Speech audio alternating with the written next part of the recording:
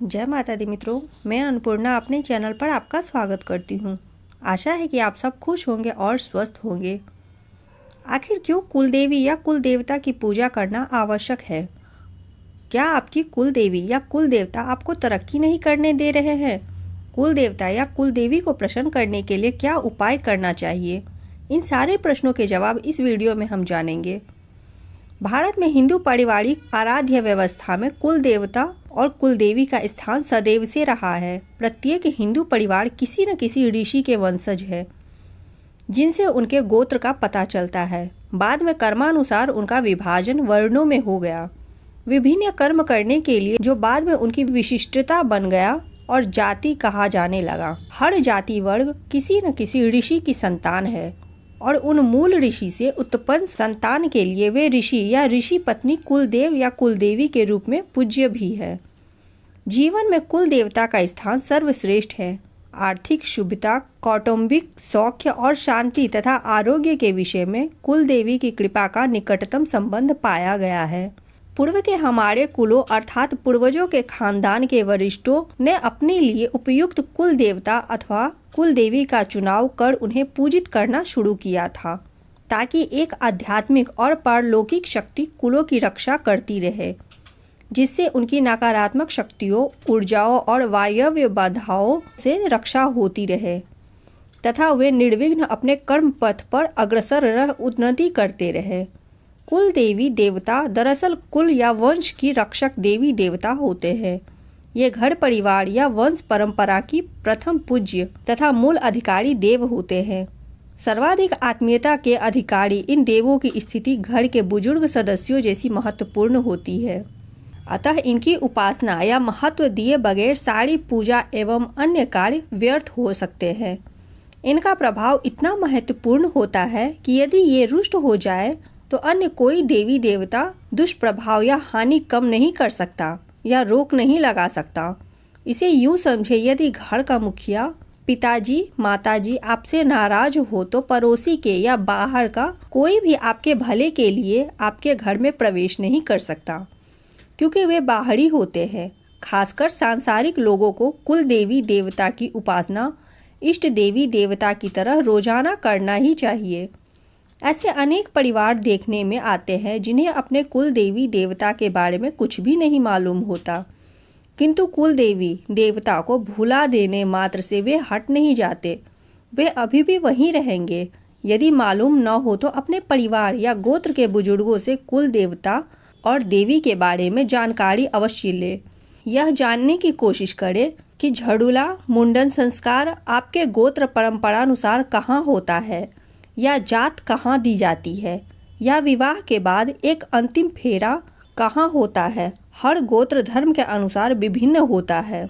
Video पसंद आए तो वीडियो को लाइक अवश्य कीजिएगा। चैनल पर पहली बार आए हैं तो चैनल को सब्सक्राइब करना बिल्कुल भी मत भूलिएगा। सामान्यतः ये कर्म कुल देवी कुल देवता के सामने होते हैं और यही इनकी पहचान है।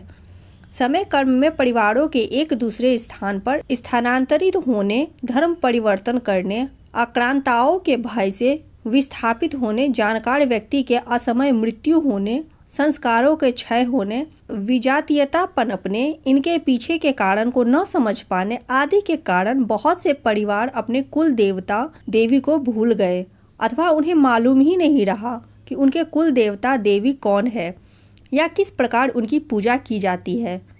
इसमें पीढ़ियों से शहरों में रहने वाले परिवार अधिक है।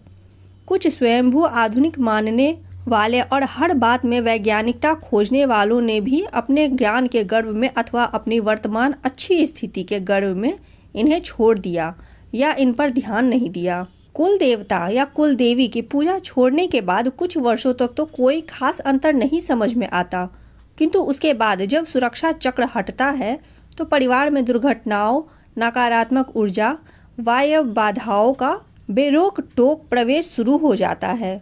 उन्नति रुकने लगती है। पीढ़ियां अपेक्षित उन्नति नहीं कर पाती। संस्कारों का क्षय, नैतिक पतन, कलह, उपद्रव, अशांति शुरू हो जाती है।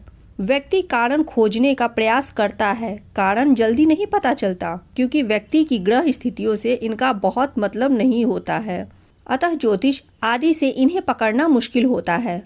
भाग्य कुछ कहता है और व्यक्ति के साथ कुछ और घटता है। कुल देवता या देवी हमारे वह सुरक्षा आवरण है जो किसी भी बाहरी बाधा, नकारात्मक ऊर्जा के परिवार में अथवा व्यक्ति पर प्रवेश से पहले सर्वप्रथम उससे संघर्ष करते हैं और उसे रोकते हैं। यह पारिवारिक संस्कारों और नैतिक आचरण के प्रति भी समय समय पर सचेत करते रहते हैं। यही किसी भी इष्ट को दी जाने वाली पूजा को इष्ट तक पहुंचाते हैं। यदि इसे पूजा नहीं मिल रही होती है तो वह नाराज भी हो सकते हैं और निर्लिप्त भी हो जाते हैं। ऐसे में आप किसी भी इष्ट की आराधना करें, वह उस इष्ट तक नहीं पहुंचता, क्योंकि सेतु कार्य करना बंद कर देता है। कभी कभी व्यक्ति या परिवारों द्वारा दी जा रही इष्ट की पूजा कोई अन्य बाहरी वाह्य शक्ति लेने लगती है, अर्थात पूजा न इष्ट तक जाती है और न उनका लाभ मिलता है। ऐसा कुल देवता की निर्लिप्तता अथवा उनके कम सशक्त होने से होता है। कुल देव परंपरा भी लुप्त प्राय हो गई है।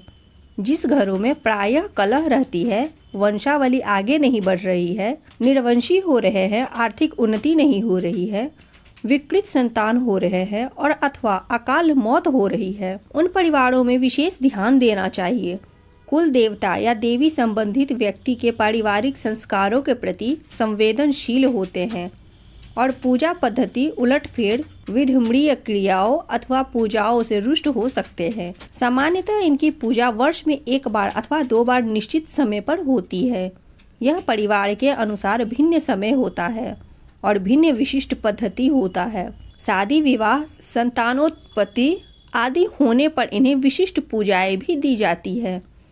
यदि यह सब बंद हो जाए तो या तो यह नाराज होते हैं या कोई मतलब न रख मुख दर्शक हो जाते हैं और परिवार बिना किसी सुरक्षा आवरण के पारलौकिक शक्तियों के लिए खुल जाता है। परिवार में विभिन्न तरह की परेशानियां शुरू हो जाती है। अतः प्रत्येक व्यक्ति और परिवार को अपने कुल देवता या देवी को जानना चाहिए तथा यथा योग्य उन्हें पूजा प्रदान करनी चाहिए, जिससे परिवार की सुरक्षा उन्नति होती रहे।